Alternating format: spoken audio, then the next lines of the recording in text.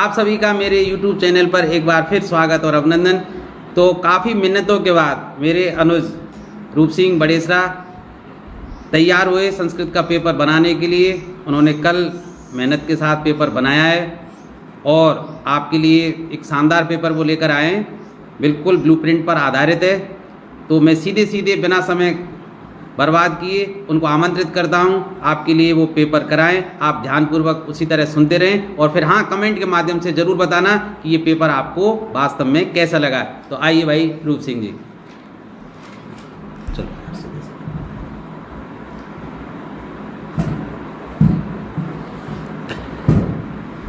धन्यवाद अग्रश्री सेल्वियारी जी, आपने मुझे बुलाया और ये मौका दिया कि गणित ज्ञानशाला पे आप संस्कृत का पेपर, मॉडल पेपर जो ब्लूप्रिंट पर पूरी तरह से आधारित है, उसको सॉल्व करके बच्चों को बताएं, जिससे आगामी जो कल पेपर होने वाला है उसकी बहुत अच्छी तैयारी आपकी हो जाए। और मैंने पूरा प्रयास किया है कि 100% ब्लूप्रिंट पर आधारित है तथा इसमें जो संभावित प्रश्न हैं वो आपके प्रश्न पत्र में भी आने हैं। तो चलिए सीधे सीधे हम जुड़ते हैं इस प्रश्न पत्र से, मॉडल प्रश्न पत्र से।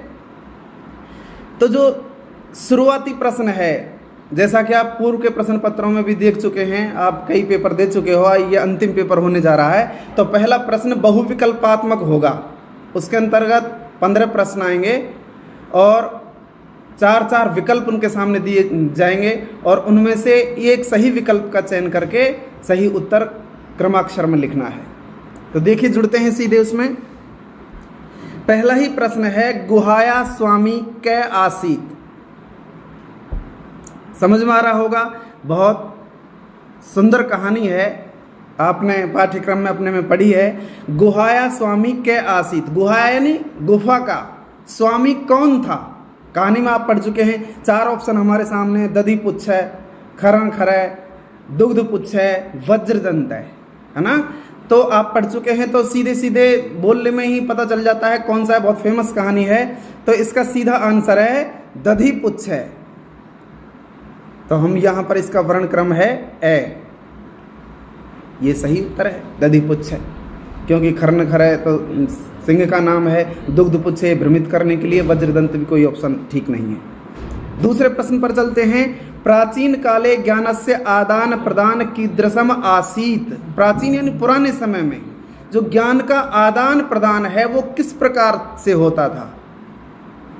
तो इसके 4 ऑप्शन यहाँ पर भी दिए गए हैं, लिखितम, मौखिकम, दर्शनेन, पठनेन। लिखितम यानी लिख करके, तो प्राचीन काल में लेखन कला का इतना विकास नहीं हुआ था, तो ये ऑप्शन भी ठीक नहीं है। मौखिक यानी मुख के द्वारा, आपसी संभाषण के द्वारा जो ज्ञान है वो एक पीढ़ी से दूसरी पीढ़ी में ट्रांसफर होता आया है, या संभाषण का यही मुख्य माध्यम था। तो मौखिक जो ऑप्शन है हमारा विकल्प है वो पूरी तरह से सही है। दर्शनेन देखने से, पठनेन पढ़ने से, ये विकल्प गलत हैं, इसलिए हमारा विकल्प कौन सा सही है, मौखिकम।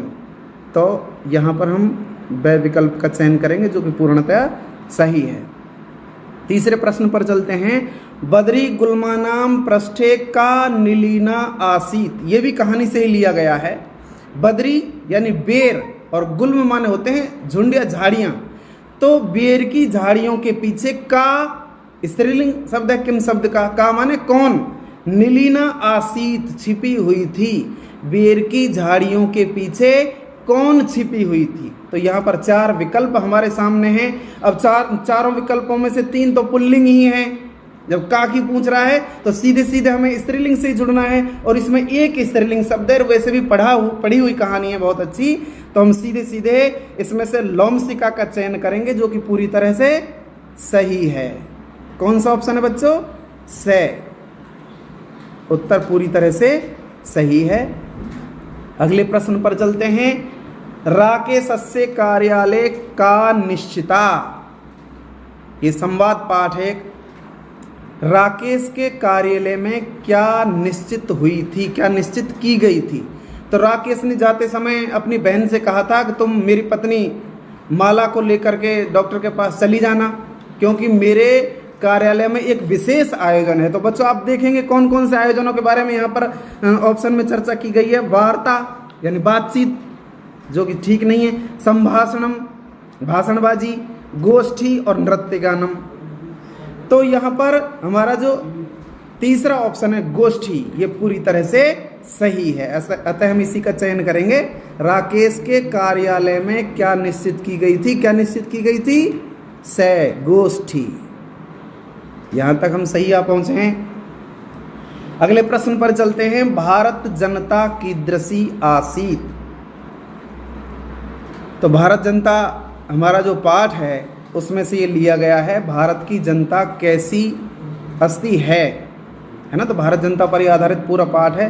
तो इसमें भी 4 ऑप्शन है। अविवेका यानी विवेकहीन, विचारहीना विचारहीन, कुलीना उच्च वर्ग की, और सुविवेका यानी सुंदर विवेक वाली। तो हमारी भारतीय जनता कैसी है? सुविवेका है। इसलिए हमें द ऑप्शन का चयन करना है, सुविवेका।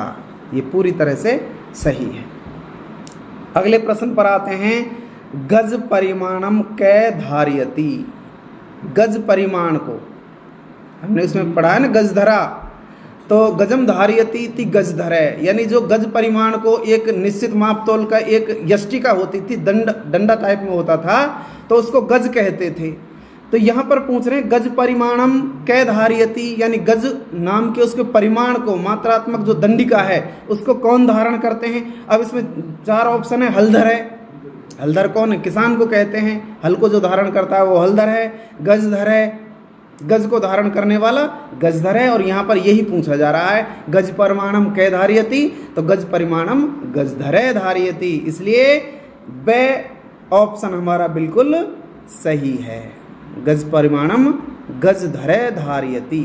भूधरे ये पर्वत का पर्यायवाची है, अंबुधरे बादल का पर्यायवाची है। तो ये तो केवल हमको भ्रमित करने के लिए ऑप्शन दिए गए हैं, बाकी सही उत्तर गजधर है। ठीक है बच्चों। अगले प्रश्न पर आते हैं। 8वां प्रश्न है। केसाम समवाय सप्तभगिन्य इति कथ्यते। सप्तभगिन्य बहुत ही सुंदर संवादात्मक पाठ है। 7 बहनें। तो इसमें यही पूछा है केसाम समवाय। केसाम माने किनका, समवाय समूह, किनका समूह सप्तभगिन्य यानी 7 बहनें कहा जाता है। तो किनका समूह है? आपने खूब अच्छी तरह से पढ़ा है कि वो 7 राज्यों का समूह है। लेकिन ये इसमें जो अन्य ऑप्शन है वो केवल भ्रमित करने के लिए हैं। हालांकि हैं ये सभी चीजें 7, लेकिन जो सप्तभगिनी ऑप्शन है वो विशेष रूप से 7 राज्यों के लिए रूढ़ हो गया है। इसलिए हम उसी को चुनेंगे जो हमारे पाठ में बताया गया है। तो सप्त राज्य नाम 7 राज्यों का है। सप्त पर्वता नाम 7 पर्वतों का। सप्त द्वीपा नाम 7 द्वीपों का। और सप्त ऋषि नाम 7 ऋषियों का। तो हैं तो सभी 7 ही हैं, लेकिन जो हमारे पाठ के अंतर्गत है सप्तभगिनी वो 7 राज्यों के लिए है। अतः ए ऑप्शन बिल्कुल सही है। तो ए ऑप्शन का चयन हमने कर लिया। या तो हम इसको टिक कर सकते हैं, इसमें भी लिख सकते हैं, बाकी इसमें लिखना है हमको अनिवार्यतः। 8वां प्रश्न है। कीदृशम जलम पिबेत। ये पद्य पाठ में है, नीति नवनीतम पाठ से ये लिया गया है। कीदृशम जलम पिबेत, कैसा जल पीना चाहिए। कैसा जल पीना चाहिए बच्चों देखें। अब जल तो ये सभी पीने योग्य हैं, लेकिन जो हमारे पाठ में बताया गया है वही उत्तर का चयन हमें करना है। तो देखो शीतलम, शीतल जल पीना चाहिए, यद्यपि पीना चाहिए, लेकिन पाठ में इसका शीतल जल का कहीं जिक्र नहीं आया है। अतः इस ऑप्शन को हम अपने उसमें नहीं रखेंगे। मनोपूतम, मन से पवित्र किया हुआ, ये भी ठीक नहीं लग रहा है। वस्त्रपूतम है ना, इस श्लोक में आया है ना, वस्त्रपूतम जलम पिबेत। तो वस्त्रपूतम यानी वस्त्र से पूत यानी पवित्र किया गया, वस्त्र से छाना गया जल ही हमें पीना चाहिए। तो यही जो विकल्प है इन 4 में से बिल्कुल सही है। वस्त्रपूतम जलम पिबेत। अतः स विकल्प का हमको चयन करना है जो उचित है बिल्कुल। अगले प्रश्न पर चलते हैं। सा अध्यापने संलग्ना भवति। सा अध्यापने संलग्ना भवति। ध्यान दीजिए, सा वह स्त्रीलिंग शब्द है। अध्यापने अध्यापन में, पढ़ाने में। संलग्ना भवति संलग्न होती है, लग जाती है। वो पढ़ाने में लग जाती है, पढ़ाई के कार्य में लग जाती है। अब यहाँ पर इत्यत्र, यहाँ पर संज्ञा पदम चिनुत, सॉरी यहाँ संज्ञा के स्थान पर हमें सर्वनाम करना पड़ेगा, संज्ञा नहीं पूछ रहे हैं, यहाँ पर सर्वनाम है। सा अध्यापने संलग्ना भवती, यहाँ पर सर्वनाम पद का चयन कीजिए। अब सर्वनाम पद का चयन करना है तो सर्वनाम किसे कहते हैं? संज्ञा की विशेषता बताने वाले शब्दों को सर्वनाम कहते हैं। तो सा, ये सावित्रीबाई फुले जो हमारा पाठ है उससे लिया गया है, तो सा उसी का सर्वनाम है, सावित्रीबाई फुले के लिए यहाँ पर आया है। तो सा किसके लिए आया है? सावित्रीबाई के लिए, इसलिए सावित्रीबाई तो संज्ञा हो गया और सावित्रीबाई के लिए सा आया है, इसलिए सा क्या हो गया? सर्वनाम हो गया। तो इन चारों शब्दों में से केवल जो सा है वो विकल्प बिल्कुल सही है। सा अध्यापने संलग्ना आसीत, तो सा सर्वनाम है, अतः सा विकल्प का चयन हमको करना है। तो यहाँ पर हम क्रमाक्षर में भर देंगे ए, ठीक है। 10वें प्रश्न पर चलते हैं। केसाम संभवे माता पितरौ क्लेशम सहते। केसाम संभवे, किसके उत्पन्न होने पर, किसके जन्म लेने पर, माता पितरौ द्वंद समास है, माता पिता, माता और पिता, किसके उत्पन्न होने पर माता पिता कष्ट सहते हैं। किसके उत्पन्न होने पर सहते हैं बताओ? अब इसमें 4 ऑप्शन हैं आपके सामने, वैसे ही समझ में आ जाएगा। पशुनाम, पशुओं के उत्पन्न होने पर माता पिता कष्ट सहते हैं। माता पिता यहाँ मनुष्यों के लिए कहा है, तो पशुओं के उत्पन्न होने पर कोई कष्ट नहीं है। पक्षिणाम, पक्षियों के, नृणाम, मनुष्यों के, तो मनुष्यों के जब संतान उत्पन्न होती है तो उनके माता पिता हैं बहुत कष्ट सहते हैं, उनकी बहुत सारी जिम्मेदारियां बढ़ जाती हैं। तो उसी का जिक्र यहाँ पर किया है। खगानाम वो भी पक्षियों की बात है। तो हमारा जो स ऑप्शन है नृणाम, यानी मनुष्यों के उत्पन्न होने पर माता पिता अत्यंत कष्ट सहते हैं, तो स ऑप्शन हमारा बिल्कुल सही है। तो स ऑप्शन हम यहाँ पर रख रहे हैं, ये सही हो गया है। अगला प्रश्न है के आसन ते अज्ञात नामाने। के आसन कौन थे, ते वे, अज्ञात नामाने अज्ञात नाम वाले। गजधर वाले पाठ में से आया है, ये गजमधारियति गजधर है। तो के आसन ते अज्ञात नामाने, वो अज्ञात नाम वाले कौन थे? अब ये तो इसका हिंदी अनुवाद हो गया, लेकिन प्रश्न में क्या पूछ रहे हैं? अत्र विशेषण पदम चिनुत, यहाँ पर विशेषण पद का चयन कीजिए, चयन करना है। अब कई ऑप्शन है, अब इनमें विशेषण का चयन करना है। तो विशेषण जैसा कि आपको पहले से जानकारी है, कक्षा के दौरान आपने पढ़ा, विशेषण किसे कहते हैं? संज्ञा या सर्वनाम की विशेषता बताने वाले शब्दों को। तो यहाँ पर 4 ऑप्शनों में से कौन सा सही है? देखो, के कौन, आसन थे, ते वे, अज्ञात नाम आने, अज्ञात नाम वाले। तो नाम तो संज्ञा हो गई और उसकी विशेषता क्या है? अज्ञात। नाम कैसा है? अज्ञात। इसलिए जो अज्ञात शब्द है ये अपने आप में क्या है? विशेषण है, क्योंकि ये नाम की विशेषता को बता रहा है। इसलिए अज्ञात शब्द यहाँ पर बिल्कुल सही है, अज्ञात विकल्प सही है। अतः अज्ञात विकल्प का ही चयन करके हम यहाँ पर क्रमाक्षर में लिखेंगे ड ऑप्शन बिल्कुल ठीक है। आगे चलते हैं। पुरा ते बहुप्रथिता आसन। पुरा प्राचीन काल में, ते वे बहुप्रथिता आसन अत्यंत प्रसिद्ध थे। गजधर वाले पाठ में से ही आया है ये भी। लेकिन यहाँ पर चयन क्या करना है हमें? अत्र अव्यय पदम किम, यहाँ पर अव्यय पद कौन सा है? अर्थ से हमें कोई लेना देना नहीं है, केवल हमें अव्यय पद ही इनमें से छांटना है। अब 4 ही ये शब्दांश हैं, शब्द हैं, और उनमें से एक पद अव्यय है। तो अव्यय जानते हैं जो हर स्थिति में एक समान रहता है, जिसके रूप नहीं चलते, जो घटता बढ़ता नहीं है। व्ययम न इति अव्यय है ना, जिसका व्यय नहीं होता है, जुड़ता नहीं है, घटता नहीं है, बढ़ता नहीं है, जिसमें कोई किसी प्रकार का परिवर्तन संभव नहीं है, वे अव्यय पद कहलाते हैं। तो अव्यय पद इनमें से कौन सा है? पुरा ते बहुप्रथिता आसन। पुरा यानी प्राचीन काल में, है ना।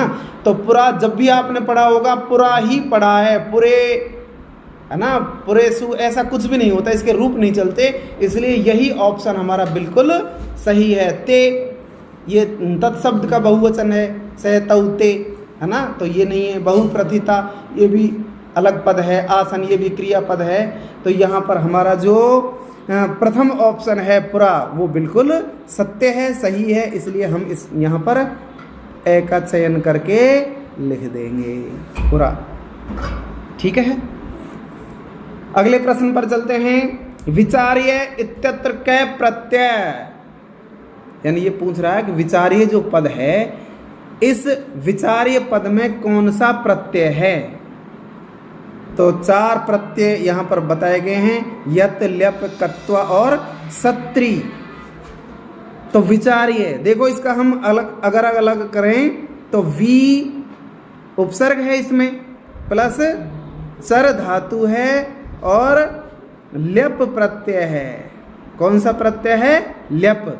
ल्यप में लय का लोप हो जाता है, पै का लोप हो जाता है, सिर्फ ये शेष रहता है।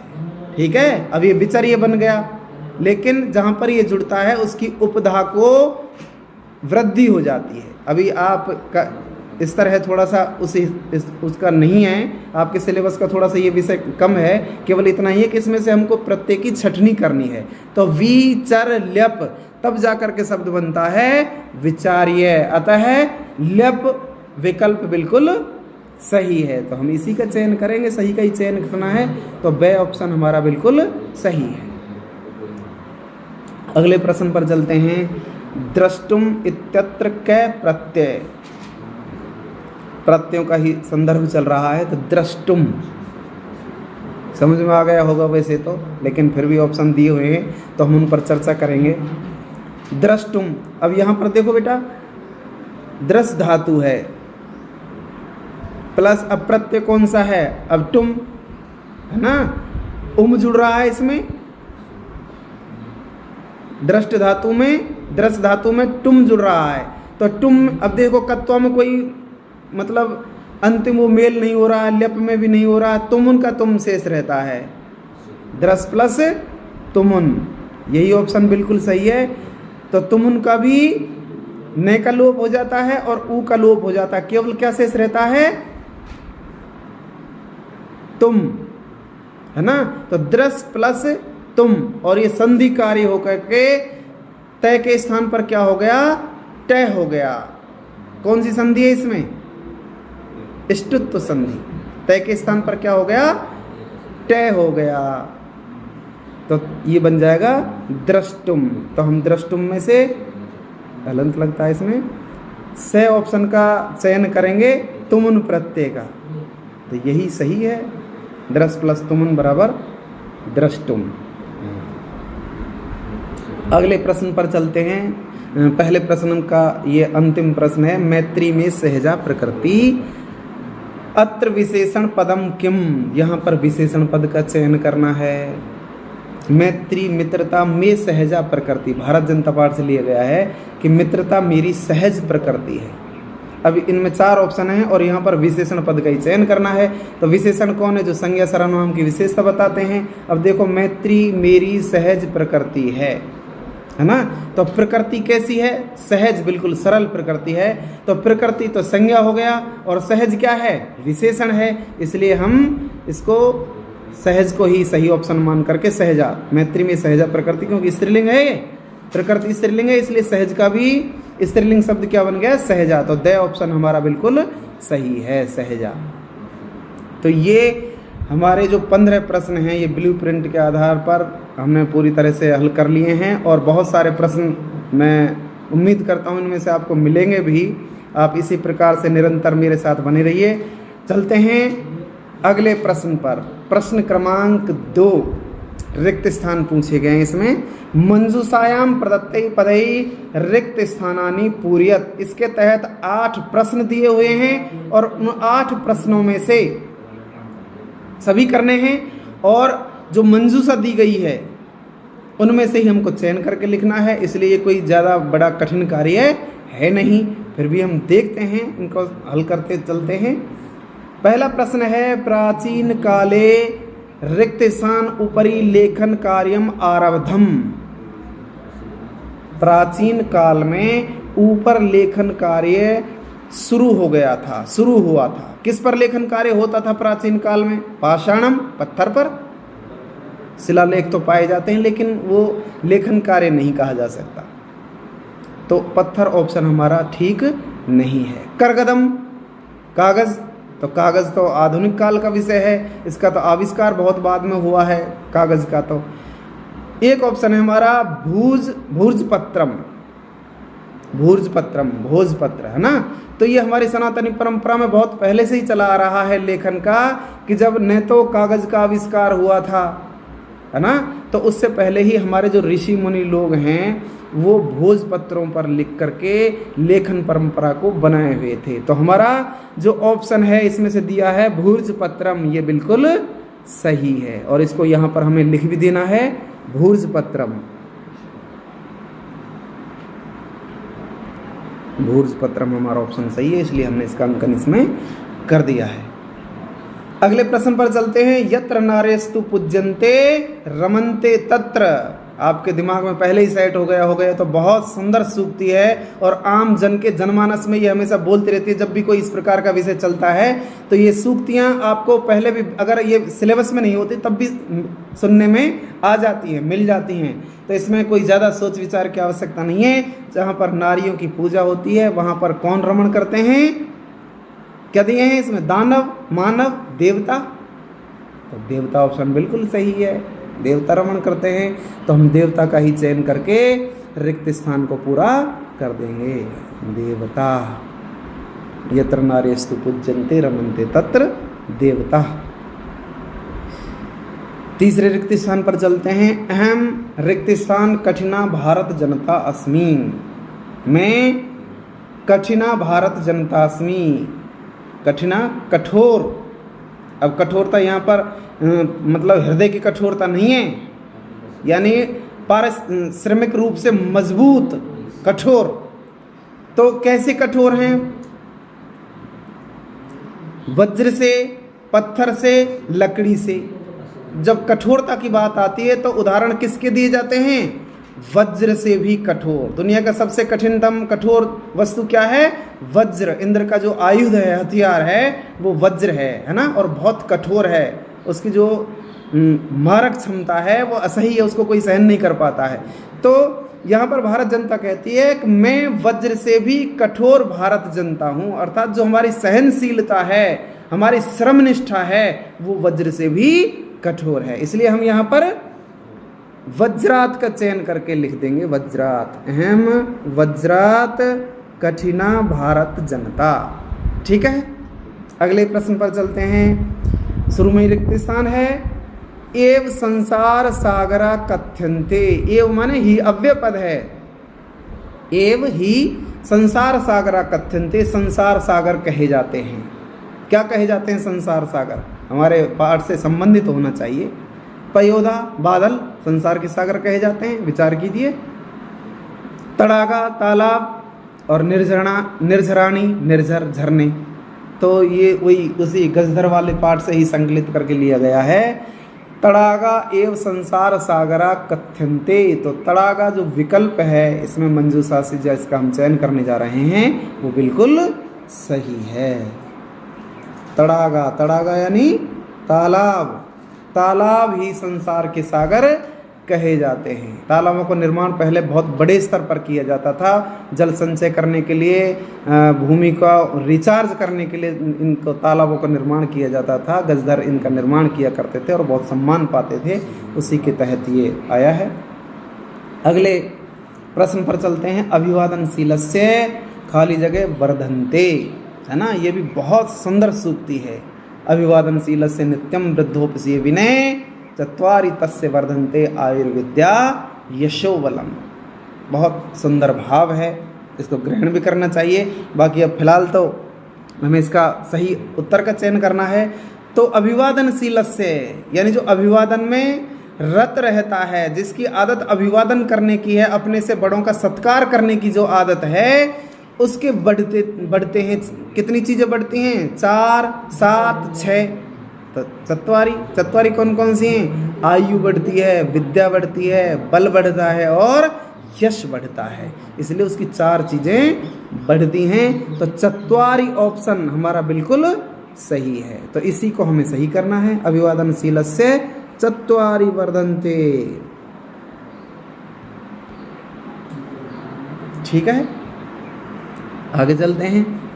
राकेशस्य भगिनी आसीत, राकेश की भगिनी थी। अब यहाँ पर तो केवल नाम ही दिए गए हैं, है ना, तो ये तो अपने आप में केवल ज्ञानात्मक प्रश्न है, सीधे सीधे हमारी स्मरण शक्ति पर निर्भर करता है। राकेश की बहन कौन है? शालिनी, मालिनी, मालती। कौन है? शालिनी, बिल्कुल सही। तो हम शालिनी का चयन करेंगे यहाँ पर। शालिनी, राकेशस्य भगिनी शालिनी अस्ति आसीत, राकेश की भगिनी बहन शालिनी थी। अगला प्रश्न है, चंचल है लोमसिकाम रिक्त स्थान इति संबोधितवान। जो चंचल नाम का व्याघ्र है वो लोमसिका को इस नाम से संबोधित करता है। किस नाम से संबोधित करता है? मातृ स्वशय। मातृ स्वशय माने मातृ माने माँ और स्वशय माने बहन, माँ की बहन यानी मौसी, मातुलानी मामी और भगिनी बहन। तो चंचल ने लोमसिका को क्या संबोधन किया था? कहानी आपके जैसे ही जेहन में आएगी तो तुरंत आपको याद भी हो जाएगा कि उसको किस नाम से संबोधित करता है। मातृ स्वशय, मौसी, है ना। तो मातृ स्वशय जो ऑप्शन है वो हमारा बिल्कुल सही है और उसी का चयन करके यहाँ पर लिखना है, मातृ स्वशय। चंचल लोमसिका मातृ स्वशय इति संबोधितवान। अंतिम प्रश्न है दूसरे प्रश्न का, विधवानाम शिरोमुंडनस्य कृते सावित्री बाई मिलिता। प्रश्न को समझिए। विधवा नाम, विधवाओं के, षष्ठी विभक्ति है। शिरोमुंडनस्य कृते, सब षष्ठी के ही हैं। शिरोमुंडन के लिए सावित्री बाई, ये नाम है, सावित्री बाई फुले पाठ से संकलित करके लिया गया है कि विधवाओं के शिरोमुंडन के लिए सावित्री बाई खाली जगह मिली। किन से मिली? स्वर्णकारों से। अब मुंडन स्वर्णकार थोड़ी करते हैं, स्वर्णकारों का काम सोने का होता है। तो ये ऑप्शन हमारा गलत है। नापितय, जो बाल काटने का काम करते हैं, नाई, है ना, तो नापितय नाइयों से मिली, तो नापितय ऑप्शन हमारा सही है। तीसरा ऑप्शन कुंभकार, कुम्हार जो मिट्टी का काम करते हैं, वो ऑप्शन ठीक नहीं है। तो नापितय बिल्कुल सही है और इसी का चयन करके हम यहाँ पर इसको लिख रहे हैं। नापितई मिलिता, विधवाओं के शिरोमुंडन के लिए जो सावित्री बाई है वो नापितों से मिली। ठीक है, अगले प्रश्न पर चलते हैं। तीसरा प्रश्न आ रहा है और तीसरा प्रश्न है सत्य असत्य से संबंधित। हमें सत्य, जो नीचे कथन दिए गए हैं, 8 प्रश्न हैं इसमें। 8 प्रश्नों में से कुछ सत्य हैं, कुछ असत्य हैं। तो जो सत्य हैं उसके सामने सही टिक मार्क करना है और जो असत्य हैं उनके सामने गलत का निशान लगाना है या असत्य को टिक करना है। मनुष्य है सदैव मनोपूतम समाचरेत। नीति नवनीतम पाठ से है, याद आ गया होगा आपको। मनुष्य हमेशा मनोपूतम समाचरेत, मनोपूतम यानी से मन से पवित्र किया हुआ, समाचरेत आचरण करे, है ना। उसका आचरण कैसा है? मानसिक रूप से वो बिल्कुल पवित्र आचरण होना चाहिए। तो ये सही है गलत है? बताओ, 2 ही ऑप्शन है हमारे सामने, तो इसमें कोई ज़्यादा कठिन भी नहीं है। तो ये कैसा है? मनुष्य को कैसा आचरण करना चाहिए? मानसिक रूप से शुद्ध सत्य आचरण करना चाहिए। तो यहाँ पर सत्य विकल्प हमारा बिल्कुल सही है। सत्यम, सत्य कथन है ये। ठीक है, दूसरा जो प्रश्न है इसमें सत्य सत्य के लिए, सप्त भगिन्ने सप्त महिला नाम समवाय वर्तते। सप्त भगिन्ने, 7 बहनें, जो समूह है 7 बहनों का, ये कह रहा है इसमें कि सप्त भगिन्ने, 7 बहनें, सप्त महिला नाम समवाय वर्तते। 7 महिलाओं का समूह है। 7 महिलाओं का समूह है क्या? जबकि हमने वो जो संवाद शैली का पाठ है उसमें पढ़ा है कि सप्तभगिन ने, जो पहले भी इसका प्रश्न है वो आ चुका है, पिछले प्रश्नों में हम देख चुके हैं, ये 7 राज्यों का समूह है, न कि 7 महिलाओं का। इसलिए महिलाएं थोड़ा सा भ्रमित करने के लिए हमको किया है, लेकिन हमने तो पढ़ा है, भ्रमित नहीं होंगे। इसलिए कथन कैसा है? असत्य है। तो हम असत्य का चयन करेंगे, असत्य कथन है।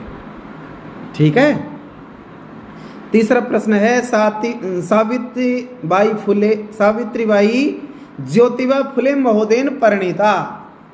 सावित्रीबाई हमारे पाठ में जो आया है उस पाठ से ही लिया गया है। सावित्रीबाई ज्योतिबा फुले महोदय से परिणीत हुई, यानी सावित्रीबाई का विवाह ज्योतिबा फुले महोदय से हुआ था। सत्य है या असत्य है?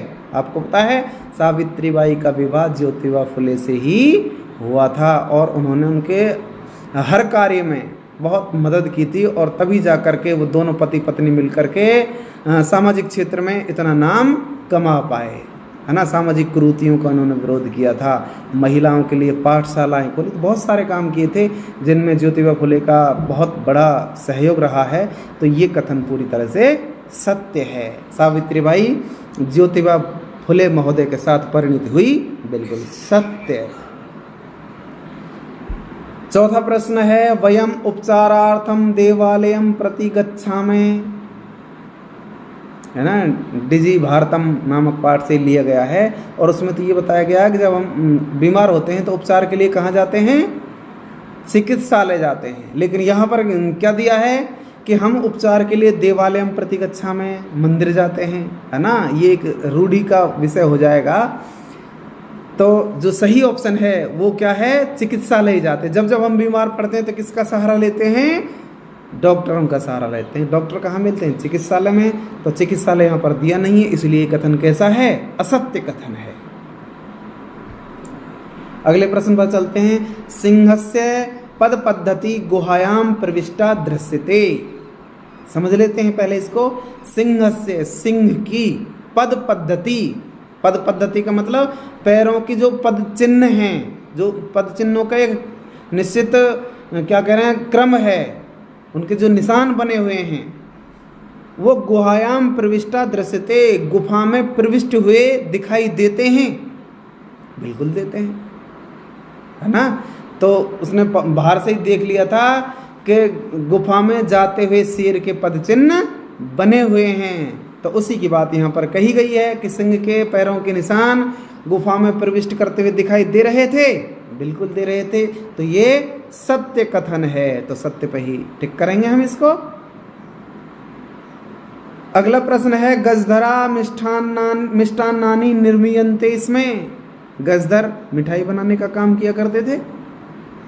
गजधर का भी प्रश्न पहले आ चुका है और उसमें हम जान चुके हैं कि गजधरों का काम, गजधर वास्तव में एक वास्तुकार हुआ करते थे, जो जिनका काम मकानों के डिज़ाइन तैयार करना, तालाब निर्माण करना, और कोई बिल्डिंग बन रही है उसके व्यय का आकलन करना, कितनी सामग्री उसमें लगनी है, और वास्तु के गुणदोषों का भी देखना, ये सभी चीज़ें जो गजधर हैं वो किया करते थे। मिठाई बनाने से उनका कोई लेना देना नहीं है। इसलिए ये कथन कैसा है?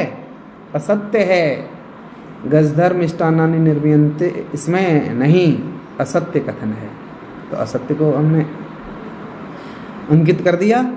अगला प्रश्न है भारत जनता श्रेय प्रेय च चिनोति।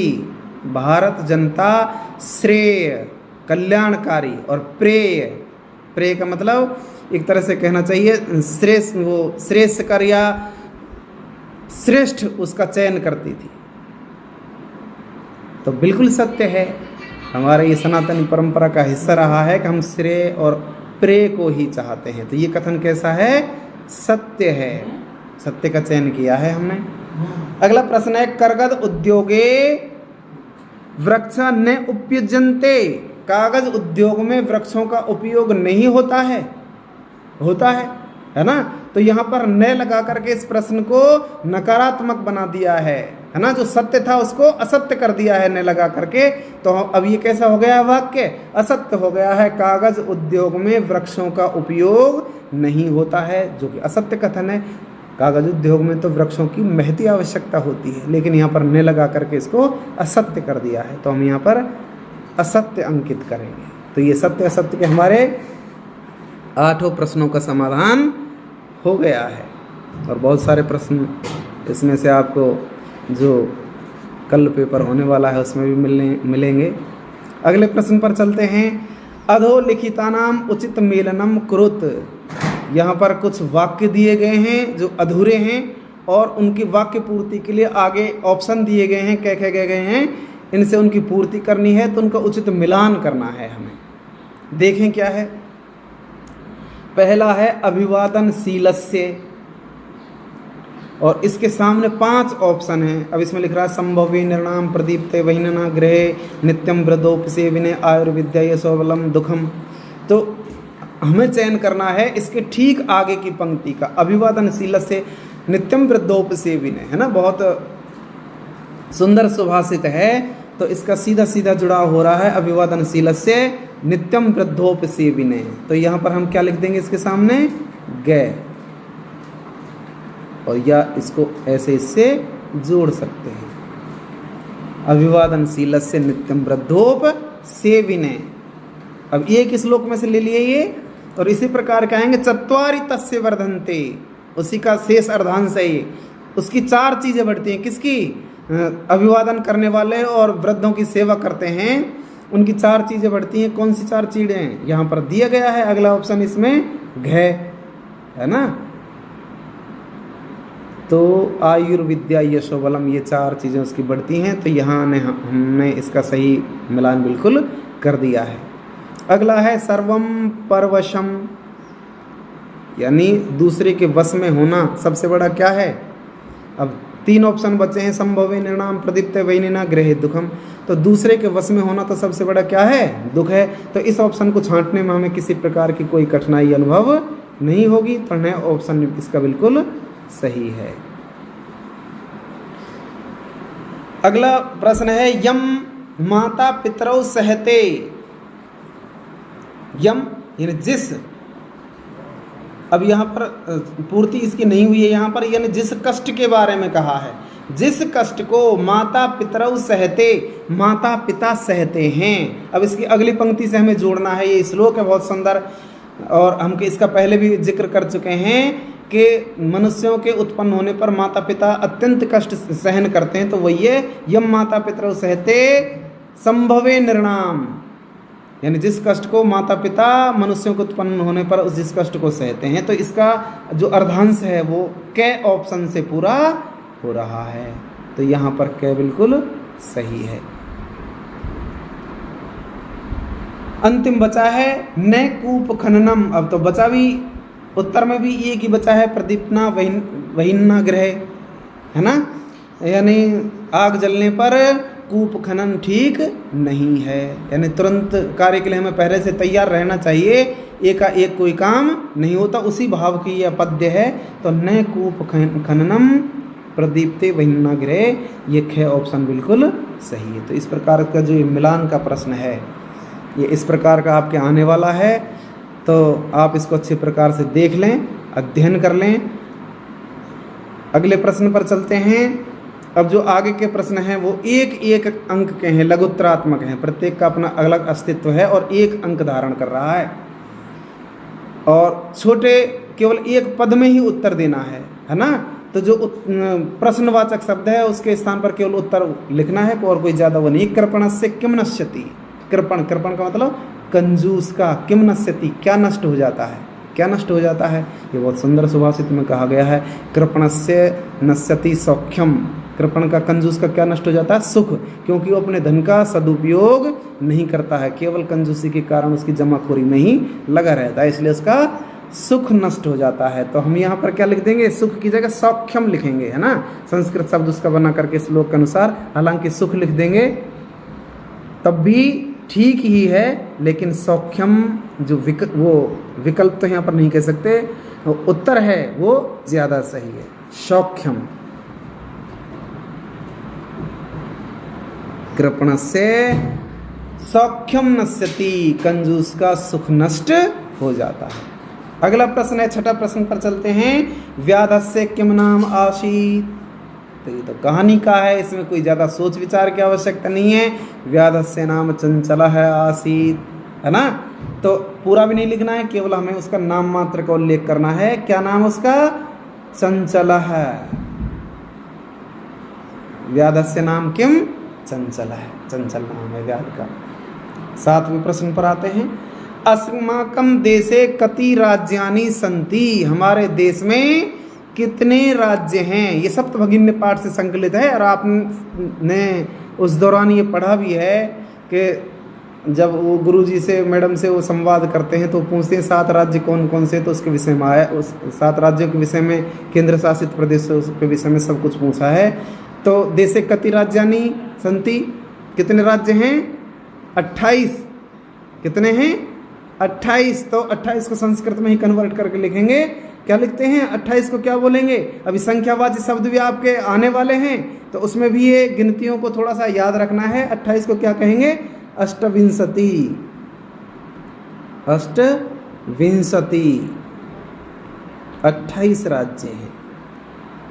ठीक है, तो सही उत्तर हमने यहाँ पर लिख दिया है। अगले उस पर आते हैं।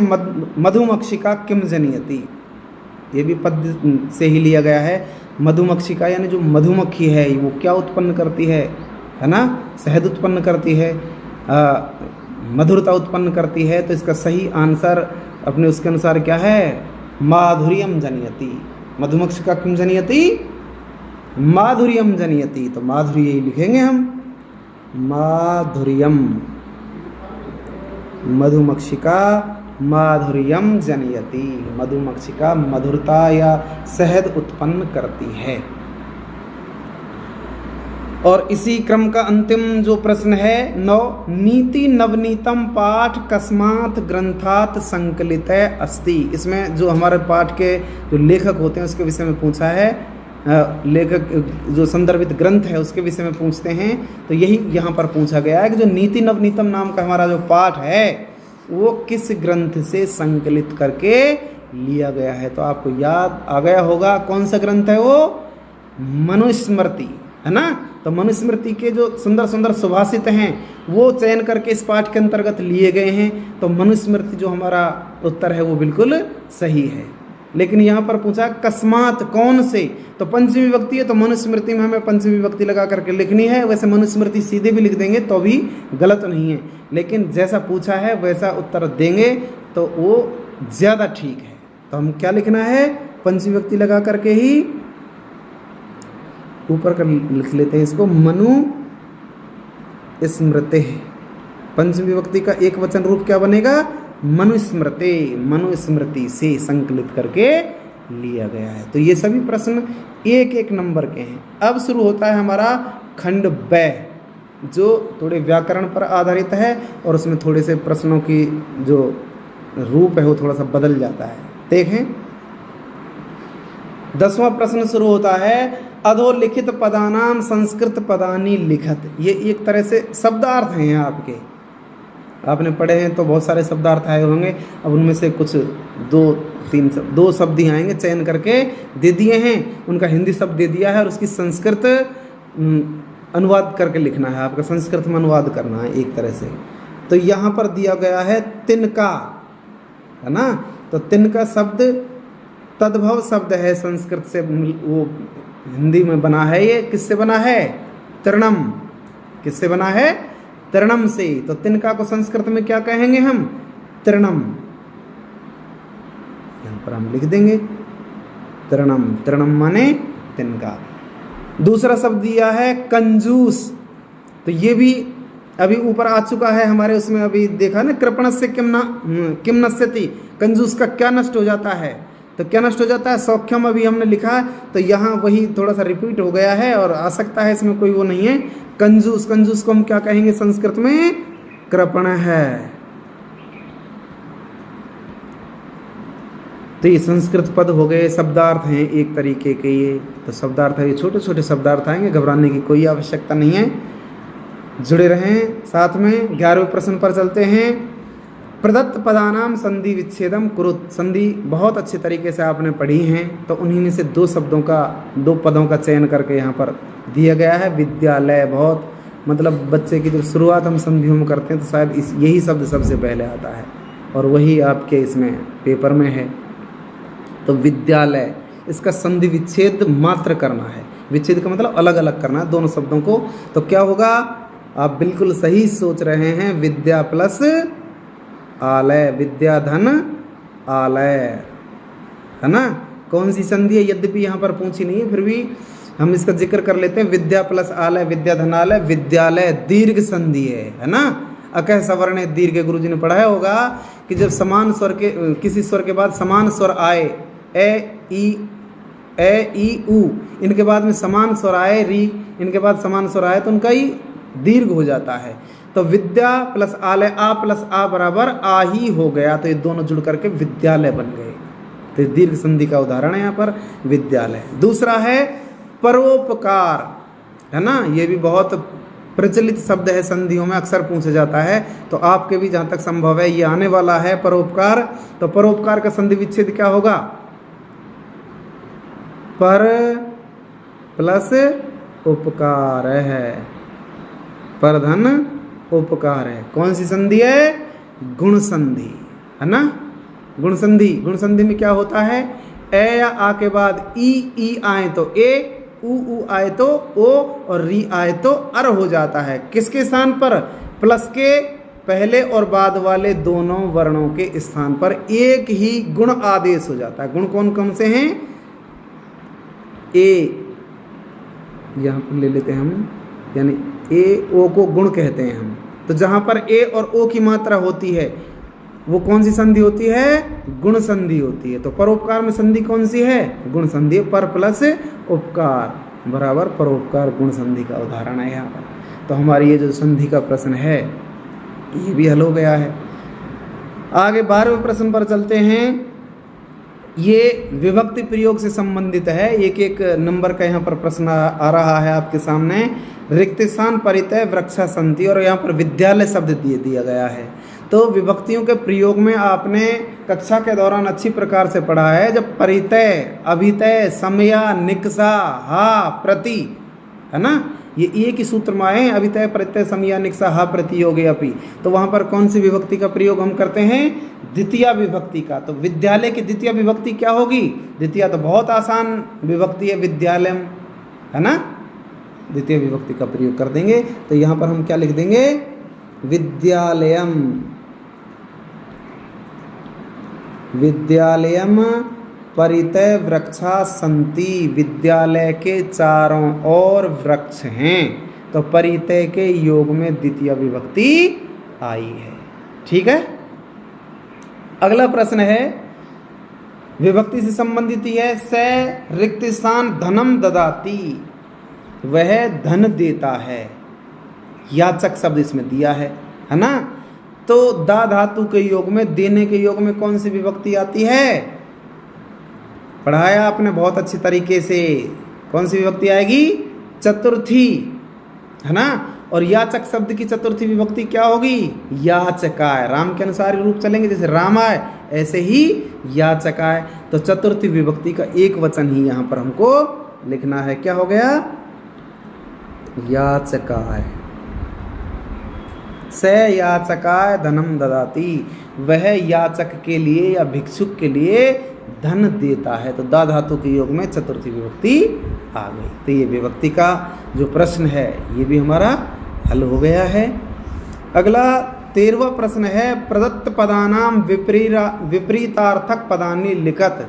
जो पद दिए गए हैं उनका विपरीत अर्थ वाला, या कह सकते हैं विलोम पद हमको लिखना है।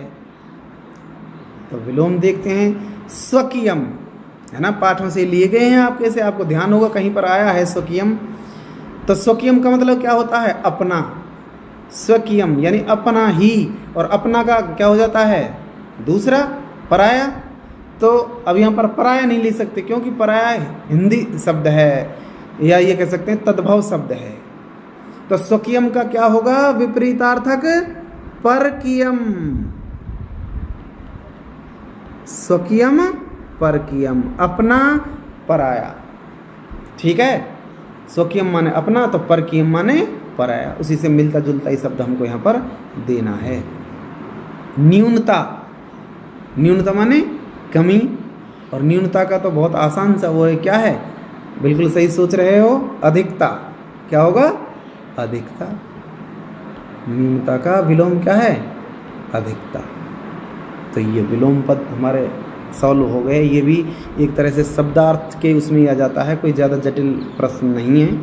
अगला प्रश्न आ रहा है संख्यावाची शब्दों के रूप में। अधोलिखितौ संख्यावाची शब्दौ संस्कृते लिखत। अधोलिखितौ यानी नीचे लिखे गए 2 संख्यावाची शब्दों को हमें संस्कृत में लिखना है। तो संख्यावाची शब्द भी हमने कक्षा कार्य के दौरान बहुत अच्छी तरीके से पढ़े हैं। ये आए हैं 27 लिखा है। 27 को क्या कहेंगे संस्कृत में, 27 सप्तविंशति। क्या लिखेंगे, सप्तविंशति। यानी जो छोटी संख्या है उसको पहले लिखते हैं और जो बड़ी संख्या है उसको संस्कृत में हम बाद में लिखते आए हैं। तो 27 में छोटा अंक कौन सा है, 7, तो इसको सबसे पहले लिख लेंगे, है ना। सप्त और 20 विंशति। 27 को क्या है कहेंगे, सप्तविंशति यानी 27। इसी प्रकार से दिया है 39, है ना, 40 में 1 कम। तो इसको लिखने के 2 तरीके हैं, या तो 30 और 9 40 कह सकते हैं हम, 30 और 9 39, या 1 कम 40, हिंदी में बोलते हैं ना 1 कम 40, या 39, 30 और 9 को 39 कह देते हैं। तो दोनों ही तरीके से लिख के देख लेते हैं। 39 एक तो हम कहेंगे एकोने। एकोने का मतलब 1 नहीं, 1 कम। अब 1 कम कितने में 1 कम है, 40 में 1 कम। तो 40 को क्या कहते हैं, चत्वारिंशत, है ना। तो एकोने चत्वारिंशत, एकोने चत्वारिंशत। अथवा फिर दूसरा क्या कहेंगे, नवत्रिंशत, 30 और 9। अब 9 कम है इसलिए नव को पहले लिखेंगे, नव, और 30 को क्या कहते हैं, त्रिंशत, नवत्रिंशत। दोनों में से कोई सा भी लिख सकते हो, आप स्वतंत्र हैं, जो भी है लिख सकते हैं। अगले प्रश्न पर चलते हैं सीधे सीधे। अधोलिखित पदेन लघु वाक्य निर्माणम कुरुत। यानी कुछ पद यहाँ पर दिए गए हैं, उनका अपने शब्दों में संस्कृत भाषा में वाक्य में प्रयोग करना है। तो देखो कौन सा शब्द दिया है, सर्वदा। सर्वदा यानी हमेशा। तो हमेशा को अपने वाक्य में प्रयोग कर लेना। व्याकरणिक दृष्टि से केवल शुद्ध होना चाहिए, कैसा भी प्रयोग आप इसको कर सकते हो। या तो आप थोड़ा सा जैसे नहीं आ रहा है तो ये देख सकते हो कहीं पर इसमें आया है कि प्रश्न पत्र में ही कहीं पर दिया हो सर्वदा से कोई जुड़ा हुआ शब्द, तो उसको भी लिख सकते हो, एक तरीका है। बाकी आप अपने उससे लिखें मन से तो ज़्यादा ठीक रहेगा। तो हम यहाँ पर वैसे ही लिख लेते हैं, सर्वदा यानी हमेशा। तो कह सकते हैं कुछ भी अपने मन से कुछ भी लिख दो, जैसे हम कहें सर्वदा सत्यम वद, सदा सत्य बोलो, सदा सत्य बोलो। तो ये वाक्य में प्रयोग होगा, हो गया। और व्याकरणिक दृष्टि से ठीक होना चाहिए। आप अपनी मर्जी से कोई सा भी इसका वाक्य प्रयोग कर सकते हैं। दूसरा यथा तथा, यथा जैसा, तथा वैसा जैसे वैसे। तो इसको भी हम अपने हिसाब से लिख सकते हैं। जैसे एक बहुत सूक्ति ही है, वो कह सकते हैं यथा राजा, आ गया ध्यान आपको, यथा राजा तथा प्रजा, बिल्कुल सही, तथा प्रजा, यथा राजा तथा प्रजा, जैसी राजा, जैसा राजा वैसी ही प्रजा होगी। तो जैसा बड़े लोग आचरण करते हैं वैसे ही छोटे लोग उनका अनुकरण करके आचरण करने लग जाते हैं। उसी को चरितार्थ करने वाली ये सूक्ति हुई, यथा राजा तथा प्रजा। अब आते हैं हम 16वें प्रश्न पर, है ना। इसका भी प्रश्न निर्माण से संबंधित है और आसान इसलिए है क्योंकि मंजूषा से ही इसका चयन हमको करना है। व्याध है जालम, ये कह रहा है पहले उसमें देखो इसको, रेखांकित पदम आधृत्य, रेखांकित पद का आधार बना करके, रेखांकित पद के आधार पर। अब रेखांकित पद दिया गया है यहाँ पर व्याध है, तो रेखांकित पद को आधार मान करके प्रश्न निर्माण करना है, प्रश्न बनाना है। ये उत्तर है। अब इसका प्रश्न किस तरह से बनेगा? तो व्याध है जालम अप्रसारियत, व्याध ने जाल को फैलाया। तो अब इसका प्रश्न बना करके लिखना है, इसमें से 3 में से एक का चयन करना है। तो व्याध है, देखो ये प्रथमा विभक्ति का एक वचन है, पुल्लिंग है ना। तो उनमें से वही विभक्ति जो रेखांकित पद में है वही विभक्ति का चयन करके लिख दीजिए, आपका जो उत्तर है वो बिल्कुल सही हो जाएगा। क्योंकि यहाँ पर है ये उत्तर, लेकिन बना क्या रहे हैं हम? इसको प्रश्न बना रहे हैं। उत्तर का क्या बना रहे हैं? प्रश्न। उत्तर में प्रश्न लिखना है। अब तक क्या लिख रहे थे हम? प्रश्न में उत्तर लिख रहे थे, लेकिन अब उत्तर में प्रश्न लिख रहे हैं। तो देखिए व्याध है जालम है प्रसारियत, तो कै किम केन, इसमें से सेम विभक्ति आप चिन्हित कर लो। तो कै व्याध है, सेम जैसा हो रहा है ना, उसका उच्चारण लगभग समान है, तो इसलिए कै ऑप्शन ही बिल्कुल सही है। और इसी को लिख करके हमें यहाँ पर इसका प्रश्न बना देना है। कै जालम अप्रसारियत, अप्रसारियत, कै जालम अप्रसारियत, ये प्रश्न बन गया। मंजूषा से हमने चयन कर लिया, कोई ज़्यादा कठिन कार्य नहीं है। चलते हैं आगे। तड़ागा संसार सागरा कथ्यन्ते, तड़ागा ये प्रथम विभक्ति का ही बहुवचन है। जैसे राम है रामऊ रामा, तड़ागे तड़ागऊ तड़ागा, ऐसे ही कै कऊ के। तो बताओ कौन सा आएगा? का के का कानी, इसमें ऑप्शन दिए गए हैं। तो तड़ागहा है ना, तो प्रथमा का बहुवचन है, तो प्रथमा का बहुवचन क्या है? पुल्लिंग के। तो यही ऑप्शन का चयन करके हम यहाँ पर लिख देंगे उत्तर में। क्या बन जाएगा ये? के संसार सागरा कथ्यन्ते, के संसार सागरा कथ्यन्ते। कौन संसार सागर कहे जाते हैं? वही ताला, पहले भी प्रश्न आ चुका है। अगले प्रश्न पर चलते हैं। चलो, तीसरा है इसका प्रश्न निर्माण में, चत्वारि तस्य वर्धन्ते, उसकी 4 चीज़ें बढ़ती है। अब यहाँ पर 2 रेखांकित हो गए हैं त्रुटिपूर्वक, तो हम यहाँ पर एक को कर लेते हैं, इसको नहीं मानते हैं। तस्य, तस्य रेखांकित है यहाँ पर। चत्वारि तस्य वर्धन्ते, उसकी 4 चीज़ें बढ़ती हैं। तो यहाँ तस्य के स्थान पर ऐसा कौन सा प्रश्नवाचक शब्द रखें? मंजूषा में यहाँ पर दिया गया है, तो मिलजुल जुलता क्या दिख रहा है आपको? कस्य है ना। तस्य में षष्ठी विभक्ति है, कस्य में भी षष्ठी विभक्ति है, इसलिए यही बिल्कुल सही है। तो उत्तर में क्या लिख देंगे हम? चत्वारि कस्य वर्धन्ते, चत्वारि कस्य वर्धन्ते, चत्वारि तस्य वर्धन्ते। किसके बढ़ते हैं? उसके बढ़ते हैं। अब ये हमें फालतू को सोचना नहीं है किसके बारे में कह रहे हैं, बाकी हमें पता है कि आयुर्विद्या सबलम किसके बढ़ते हैं? अभिवादनशील से नित्यम वृद्धोपसे विनय। पूर्व की जो सूक्ति श्लोक है उसी का संदर्भ लेकर के यहाँ पर ये दिया गया है।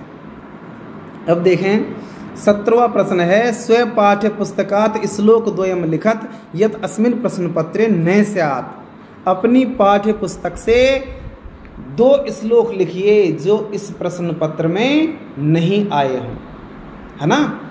तो पहले तो ये देख लेना प्रश्न पत्र में कौन से श्लोक दिए गए हैं, उनको छोड़ देना है। और 2 ऐसे श्लोक आपको जो भी स्मरण हों वो लिख देने हैं। यद्यपि मैंने यहाँ पर ये सरल ही है श्लोक, कोई ज़्यादा वो नहीं है, तो लिख दिए हैं। बाकी आप अपनी स्वेच्छा से कोई सा भी 2 श्लोक पाठ्य पुस्तक लिख सकते हैं। देखो यहाँ तो लिख दे, गुणा गुणज्ञेषु गुणा भवन्ति ते निर्गुणम प्राप्य भवन्ति दोषा, सुस्वादु तोया प्रवहन्ति नद्य समुद्रम आसाद्य भवन्ति अपेया।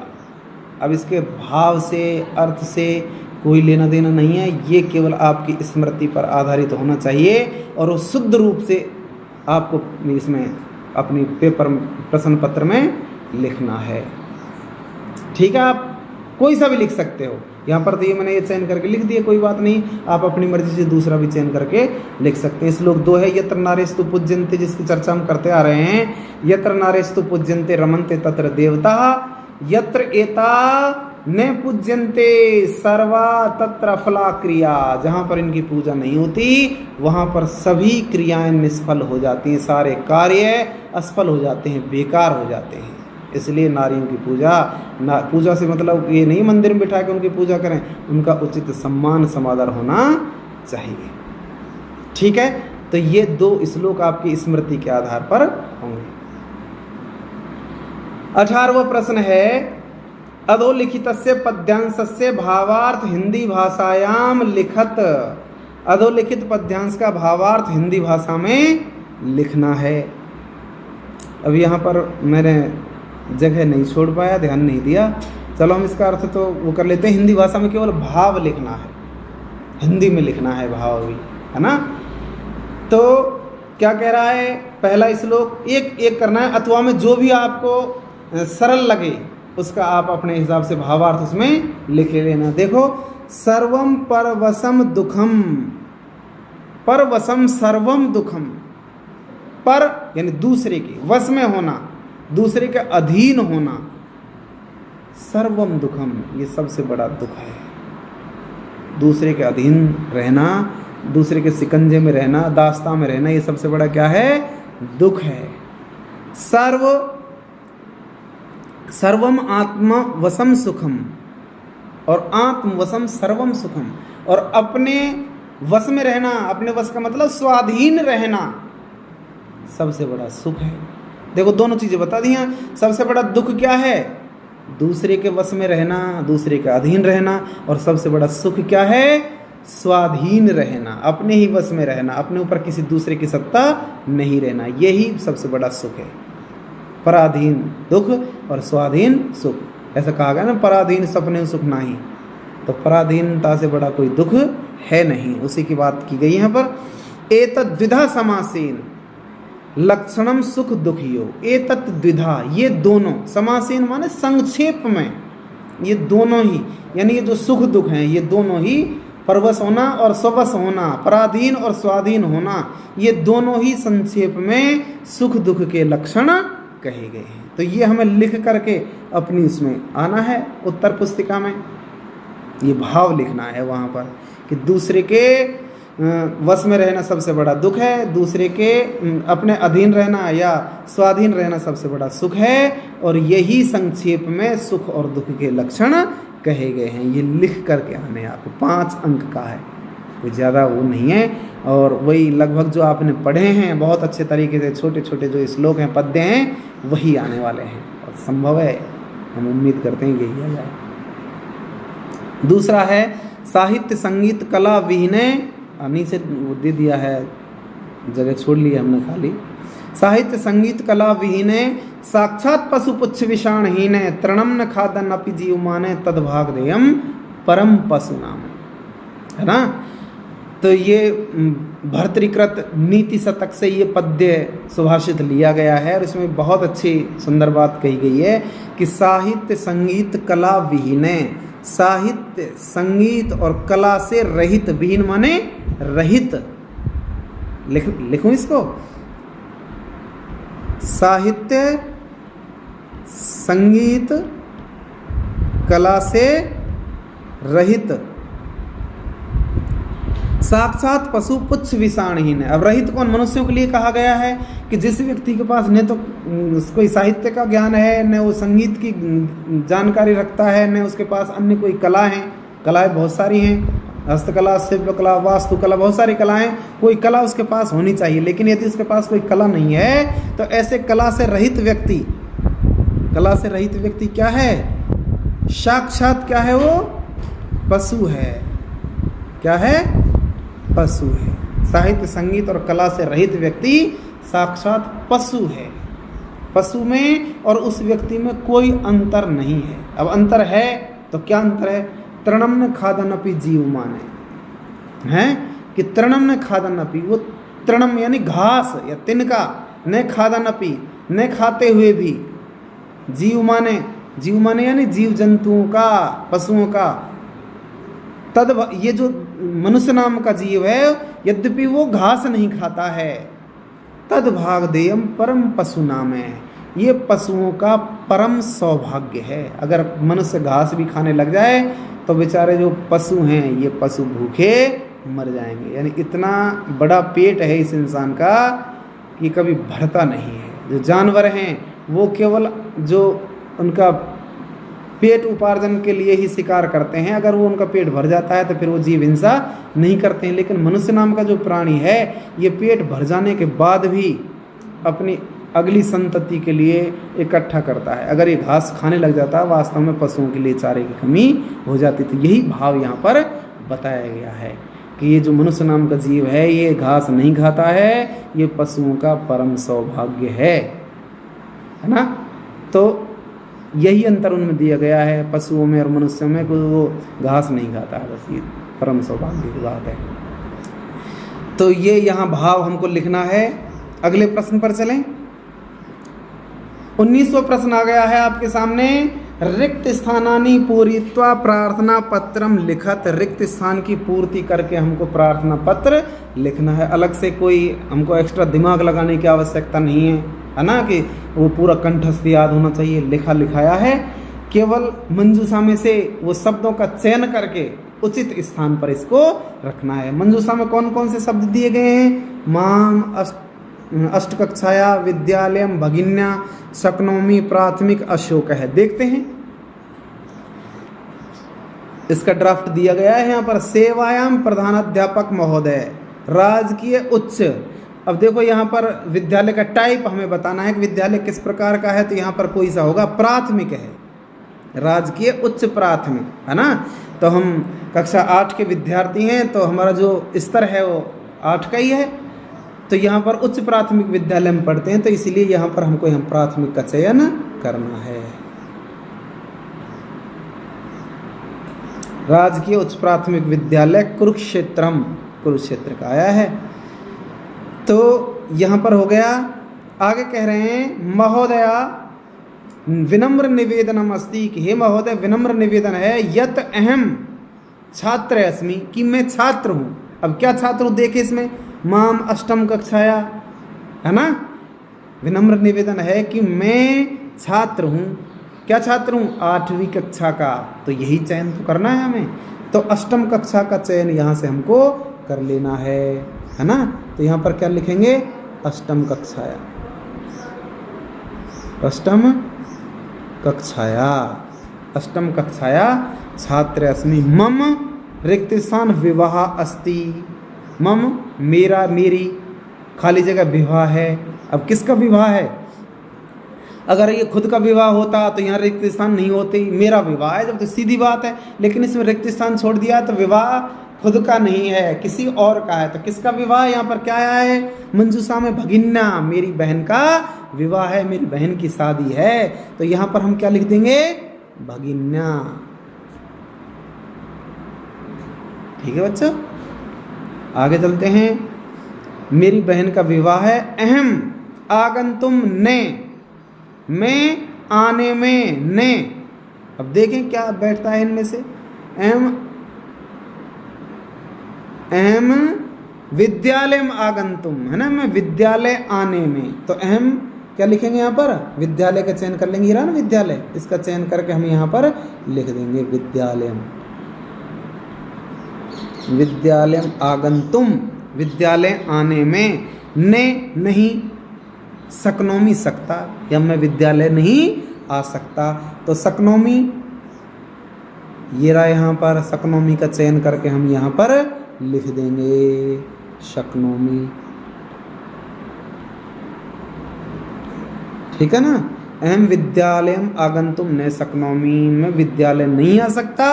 अतः दिनत्रय से अवकाशम स्वीकृत्य, इसलिए 3 दिन का अवकाश स्वीकृत करके, रिक्त स्थान है, स्वीकृत्य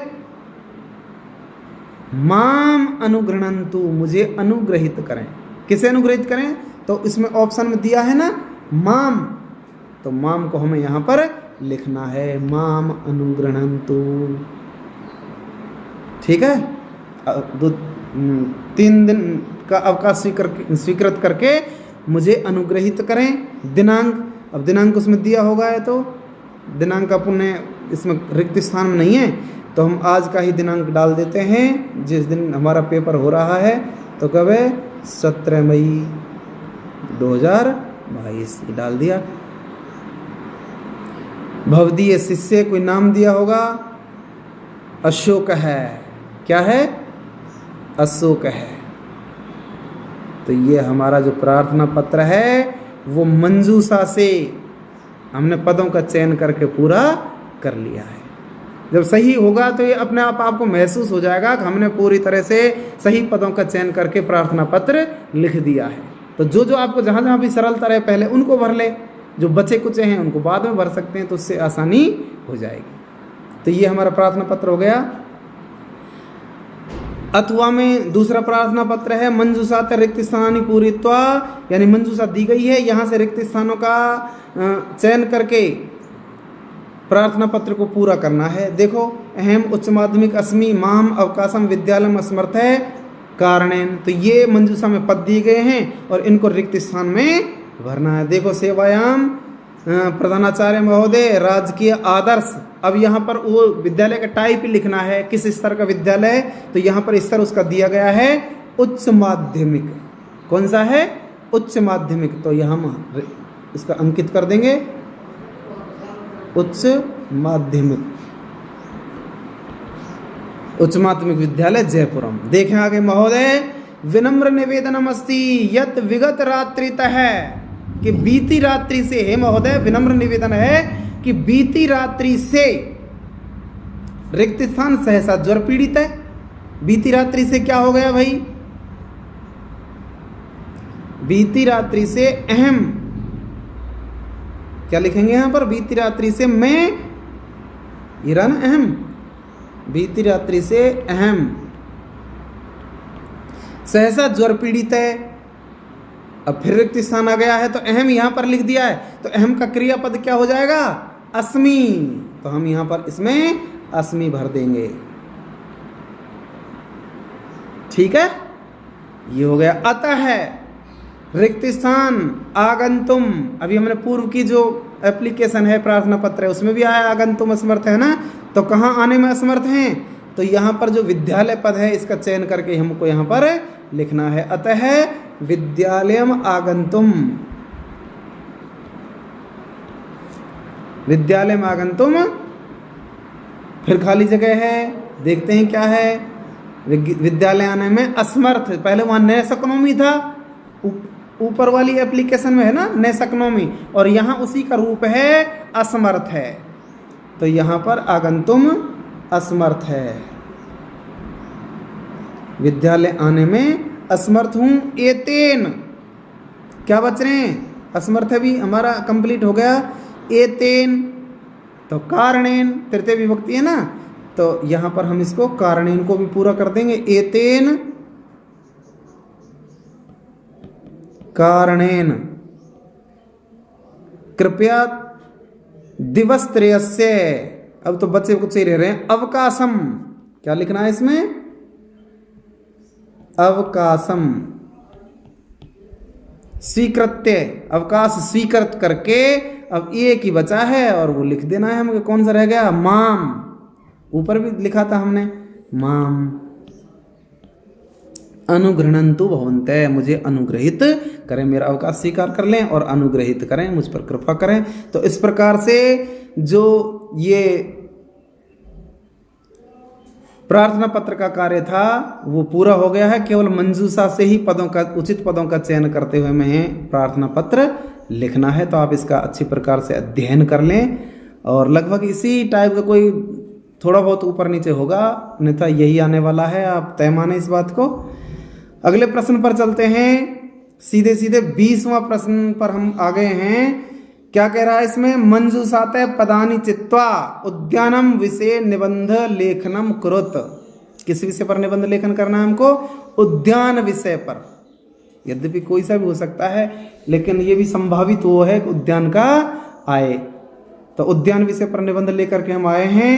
तो यहाँ पर भी मंजूषा दी गई है और मंजूषा से ही पदों का चयन करके यहाँ पर हमको अंकित करना है रिक्त स्थान में। देखें, देखो मंजूषा में कौन कौन शब्द हैं, अध्ययन कर लें एक बार।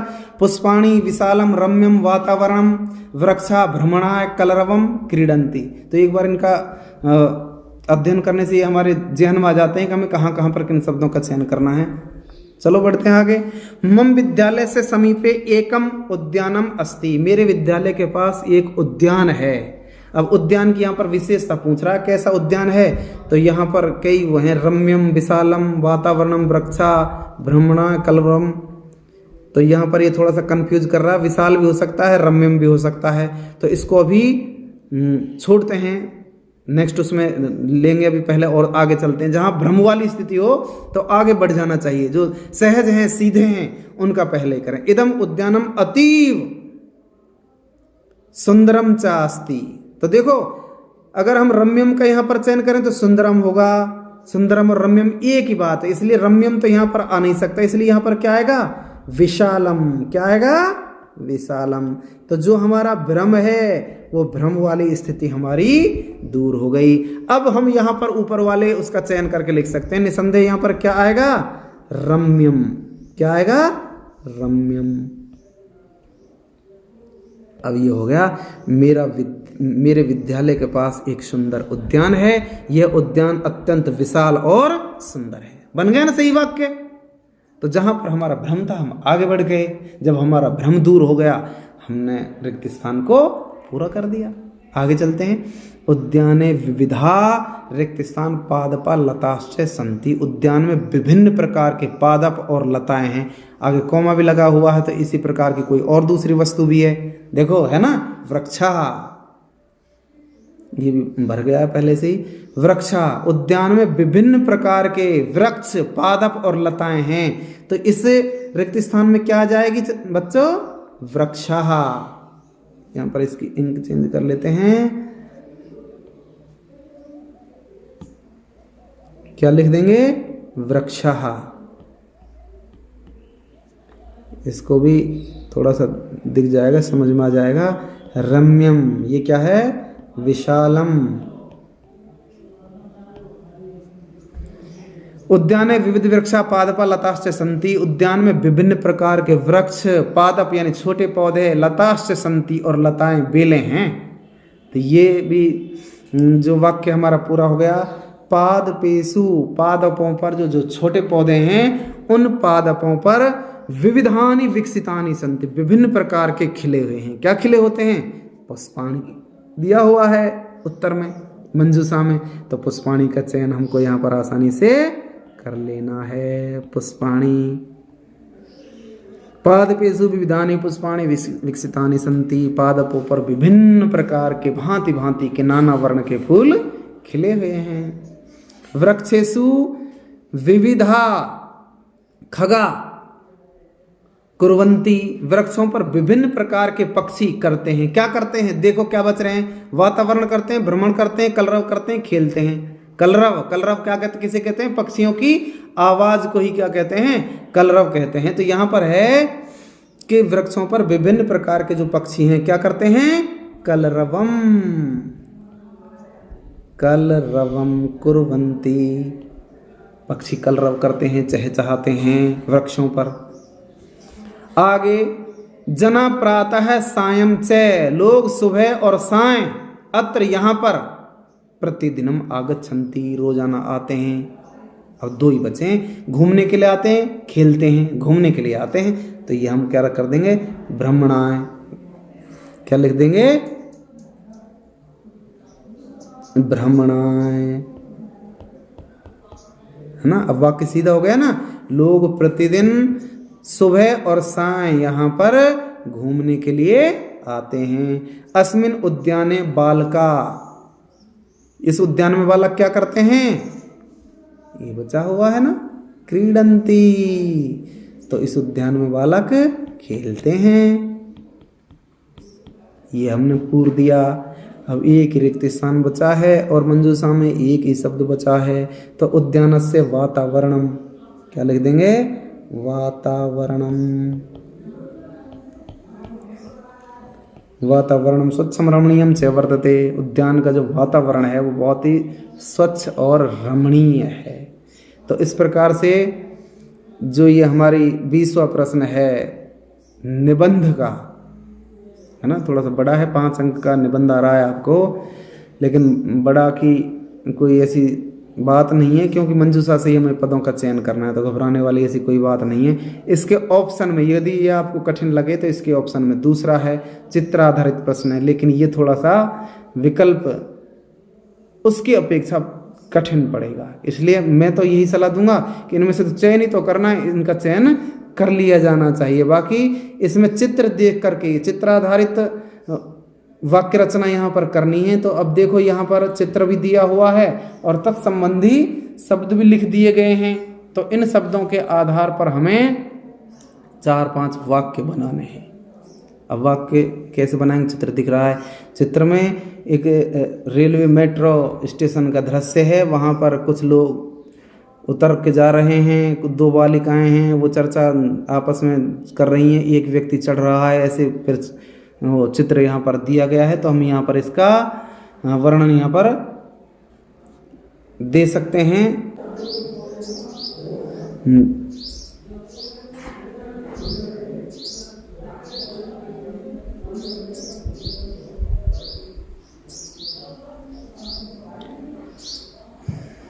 21वां प्रश्न है मंजूषायाम लिखितानाम शब्दानाम सहायेन कयाम लिखत, कयाम नहीं है कथाम है, क्या है ये?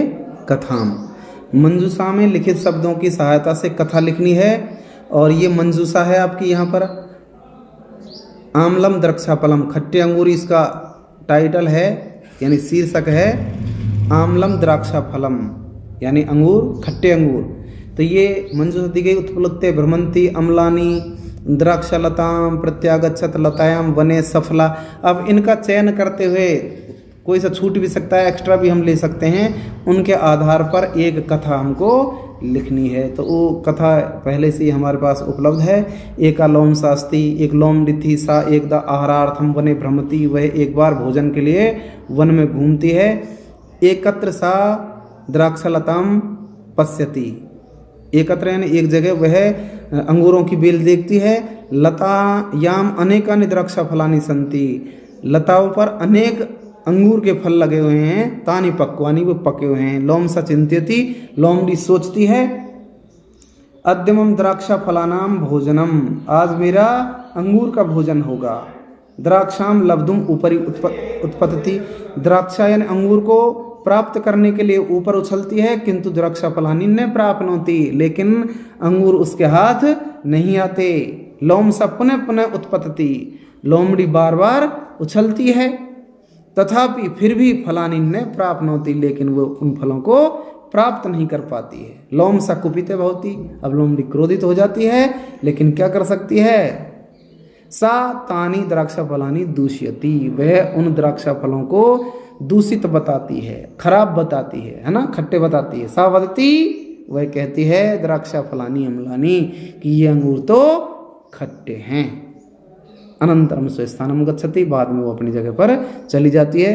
तो मंजूषा में दिए गए पदों का सहारा लेकर के इस प्रकार से कथा लेखन करना है। तो इस प्रकार का ये हमारा मॉडल प्रश्न पत्र था, जो पूर्णतः ब्लूप्रिंट पर आधारित है, और मैं उम्मीद करता हूं कि इसमें से बहुत सारे प्रश्न आपको कल 17 तारीख को होने वाले पेपर में मिलेंगे।